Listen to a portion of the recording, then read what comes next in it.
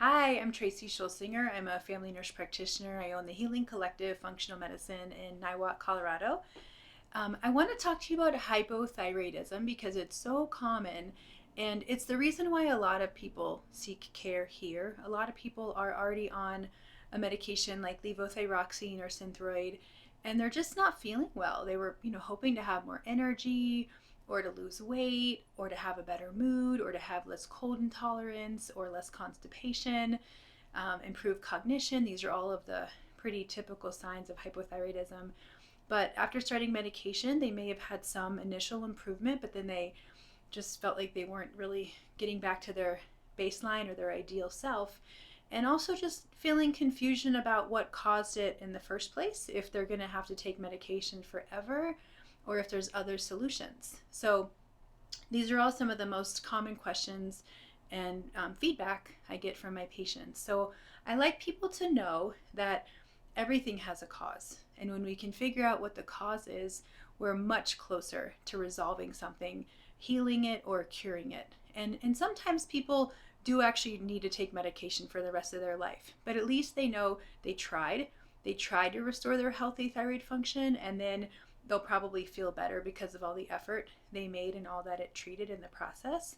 So some of the common causes of hypothyroidism, one of the most common is autoimmune condition called Hashimoto's thyroiditis. So for that, we measure antibodies. They're easy to measure. If they're elevated, that's Hashimoto's. And if that's the case, that's an autoimmune condition. So with autoimmune conditions, there's triggers. There's usually a combination of a few triggers. There could be inflammation, there could be toxins, there could be leaky gut, there could be food intolerances, there can be nervous system dysregulation. Those are some of the most common causes, and usually it's like a perfect storm of three coming together. Genetic predisposition is another common cause. And so we start to address these one at a time. We test, we find out what's there, and then we start to treat. And people definitely get better. I've seen many people go into remission from Hashimoto's, and I've seen thyroid function restored. The thyroid is healthier and able to make more of its own hormones. But if it's not that, if the antibodies are negative, another common cause is adrenal dysregulation. So fight or flight, nervous system dysregulation, chronic stress.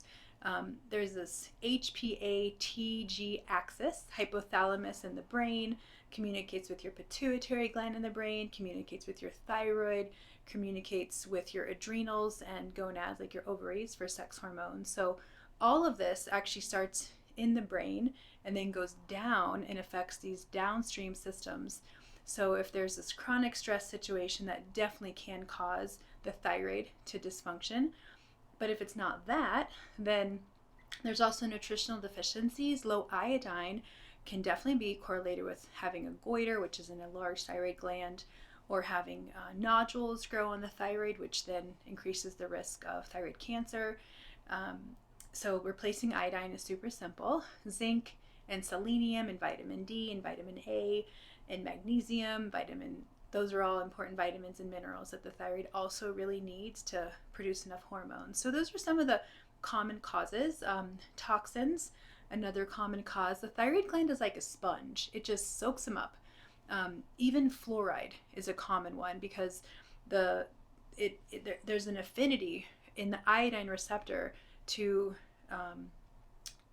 fluoride, bromide, or chloride to be in the receptor if there's an iodine deficiency. So when we treat with iodine, those get pushed out, and then there's a detox process that happens. So that's some of the things I explain to patients, and these are all things we can test for. And then when we have the data on paper, we can really treat more intelligently and get people to the results faster, which is having more energy, healthy bowel movements, women's menstrual cycles are better regulated, weight loss or healthy weight, not feeling so cold all the time, sleeping better, happier. So it's really, really important stuff.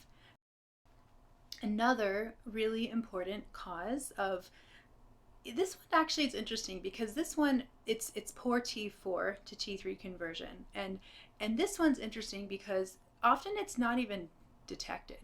Oftentimes just the TSH is tested, and it may look totally normal, but when we do more of the deeper dive into the hormones that need to be tested, which is also the free T4 and the free T3 and the reverse T3, we can find that people may have enough free T4 but low free T3 because they're not converting it properly, which happens in the body.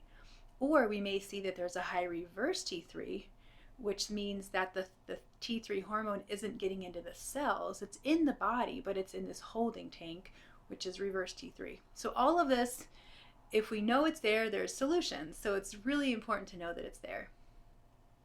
If you need help with managing your thyroid or diagnosing thyroid concerns, then we are here to help.